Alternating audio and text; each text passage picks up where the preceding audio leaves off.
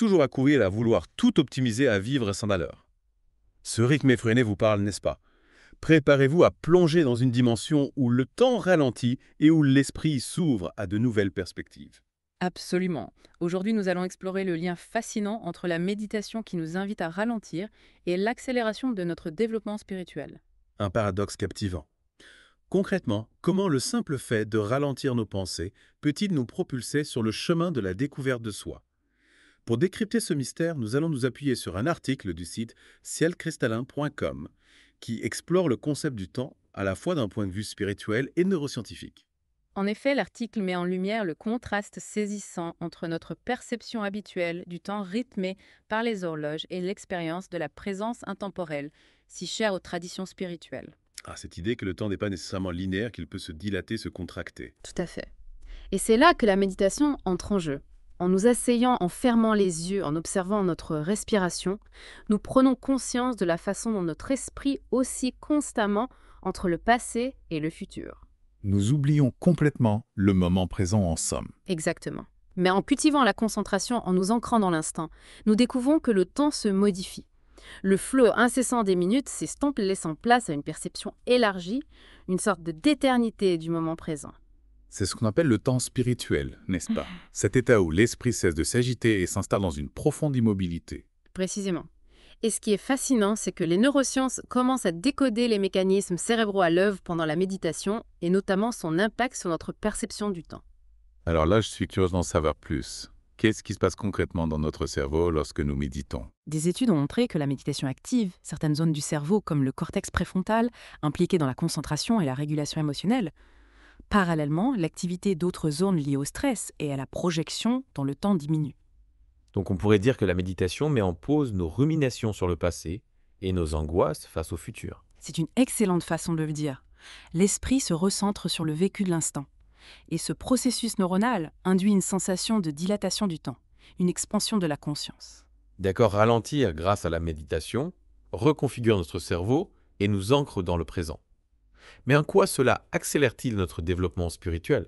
C'est là que le lien devient plus subtil, non? En effet, l'article met en avant le rôle crucial de la pleine conscience ou mindfulness dans ce processus. La pleine conscience, c'est cette capacité à être pleinement présent à ce qui se passe en nous et autour de nous, sans jugement ni distraction. Mais comment cette simple présence peut-elle favoriser notre évolution spirituelle? Lorsque nous prenons le temps de percevoir chaque expérience intérieure avec patience et attention, notre rapport au temps se transforme.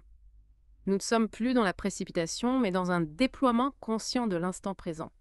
Cette présence attentive nous rend plus réceptifs aux prises de conscience TSItes qui jalonnent le chemin spirituel. C'est comme si en ralentissant le rythme effréné de nos pensées et de nos actions, nous gagnions du temps sur le plan de la compréhension de soi, de la découverte de notre vraie nature. Exactement. En étant plus conscients de nos fonctionnements internes, nous évitons de reproduire les schémas de pensée et de comportement qui nous limitent. Nous sortons de la spirale du stress et des automatismes pour nous connecter à la réalité du moment présent. Donc ralentir, ce n'est pas perdre du temps. C'est au contraire s'en donner les moyens. C'est se donner l'espace nécessaire pour mieux se connaître et évoluer. Tout à fait.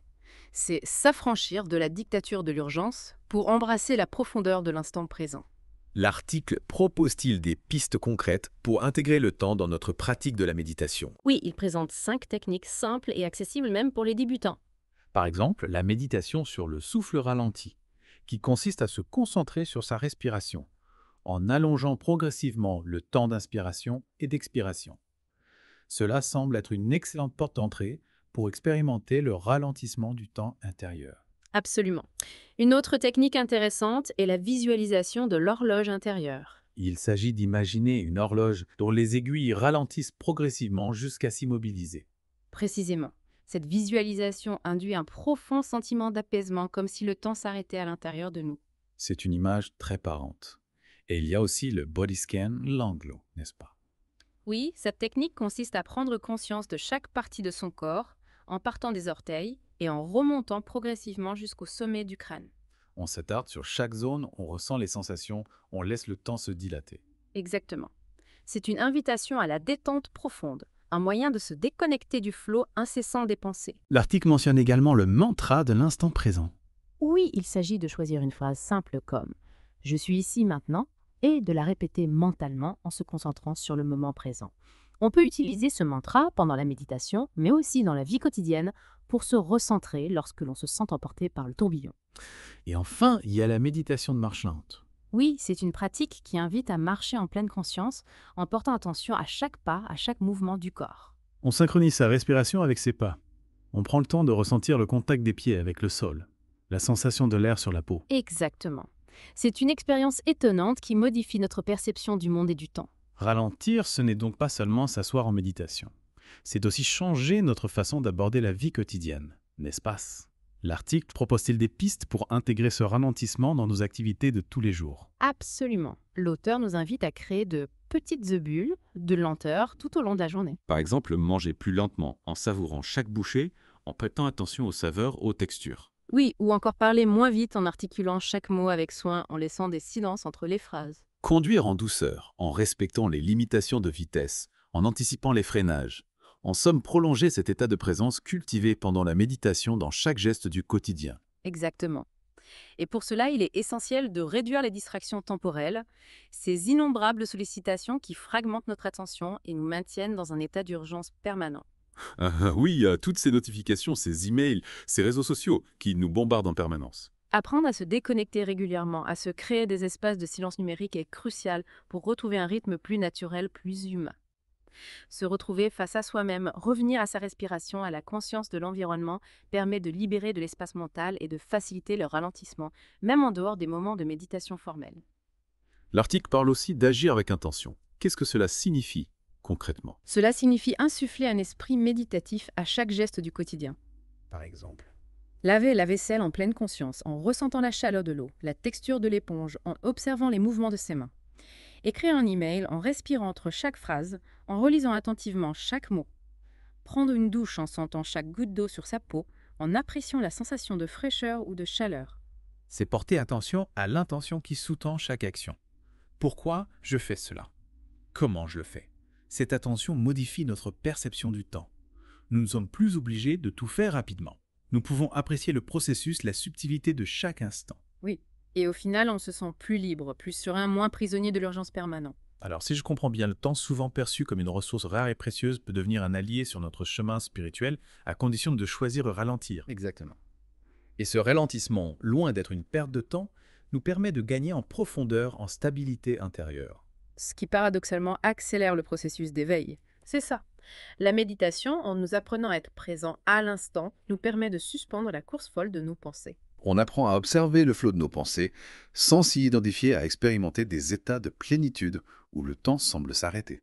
Et les techniques que nous avons évoquées comme la méditation sur le souffle ralentit la visualisation de l'horloge intérieure, le body scan, lent le mantra de l'instant présent et la marche méditative nous donnent des outils concrets pour transformer notre rapport au temps. Au lieu de nous laisser happer par un futur illusoire, on apprend à embrasser l'instant présent comme seul point d'ancrage, seul lieu où la transformation est possible. Et de cette conscience renouvelée naît un sentiment de fluidité, une sensation que tout est déjà là. L'éveil n'est plus un objectif lointain, mais un état auquel on peut se connecter à chaque instant. On vit avec plus de douceur, on voit plus clairement nos priorités, on cultive plus de compassion pour soi-même et pour les autres. Reprenons notre exploration du temps et de la méditation. On l'avait laissé en suspens. Comment ralentir notre rythme pouvait paradoxalement accélérer notre développement spirituel.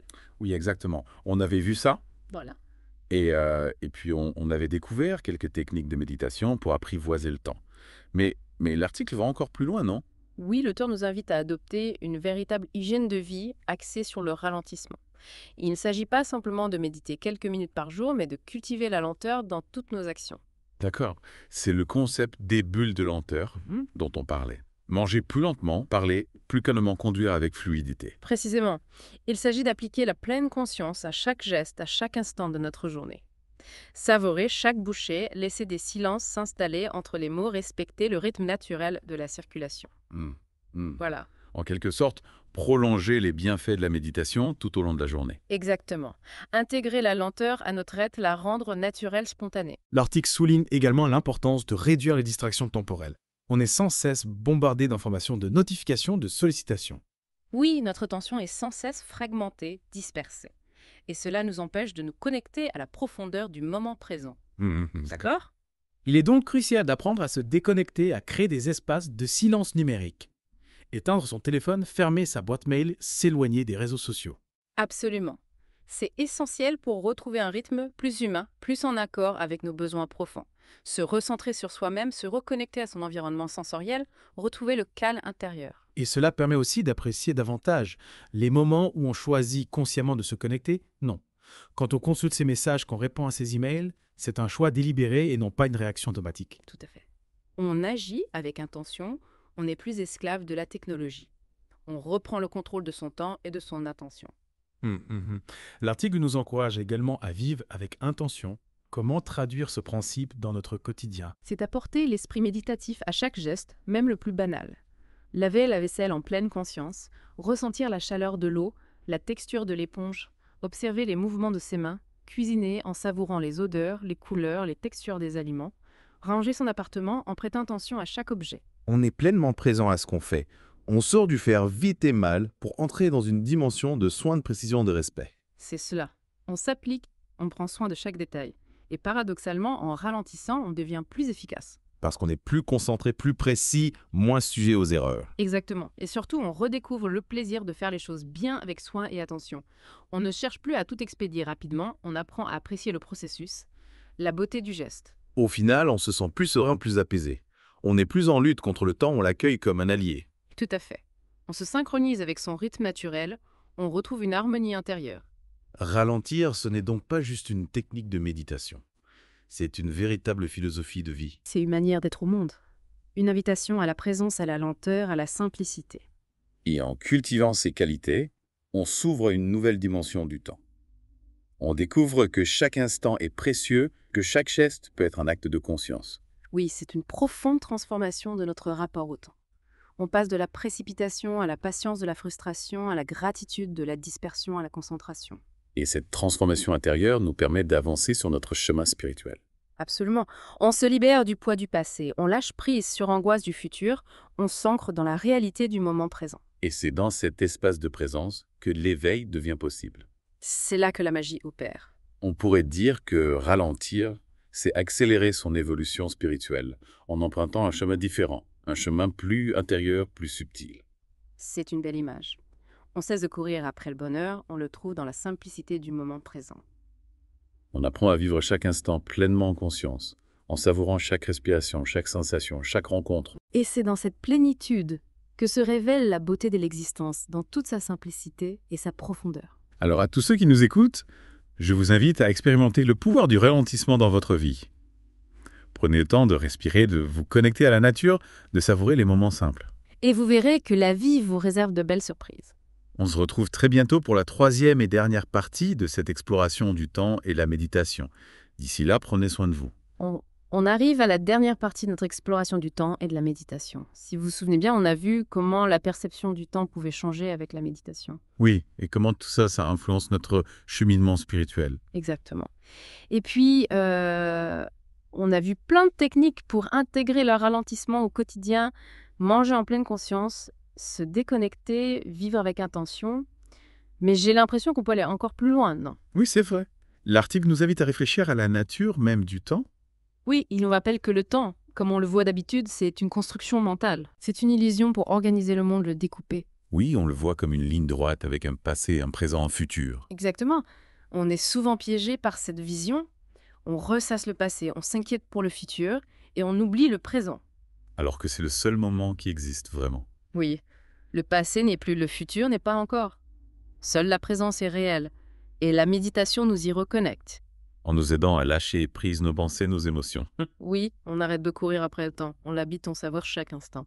Et c'est là, dans cette présence, que l'éveil spirituel est possible. Oui, on se libère du temps psychologique, on ouvre une porte. Vers quoi? Vers une dimension plus vaste. On réalise qu'on est plus que nos pensées nous limitent. On se connecte à notre essence éternelle, intemporelle. Oui, et de là naît l'appel à joie, l'unité. Alors, ralentir, ce n'est pas perdre du temps, c'est gagner l'éternité. C'est une belle formule. Ralentir, c'est découvrir le sacré dans le temps. Chaque instant est un cadeau. C'est un bon message. Merci pour cette exploration. Avec plaisir. J'espère que ça vous a inspiré. Et à vous qui nous écoutez, prenez le temps de ralentir, de savourer l'instant présent. La vie est un voyage. ou une course. À bientôt pour de nouvelles explorations. Si vous avez aimé, abonnez-vous à la chaîne et n'oubliez pas de cliquer sur la cloche pour ne rater aucune notification. Vous pouvez également nous suivre sur Facebook et X pour plus de contenu exclusif. Et pour aller encore plus loin dans votre voyage spirituel, visitez cielcristallin.com, où vous trouverez des articles, des guides et bien plus encore pour nourrir votre chemin intérieur. À très bientôt chez les éclaireurs.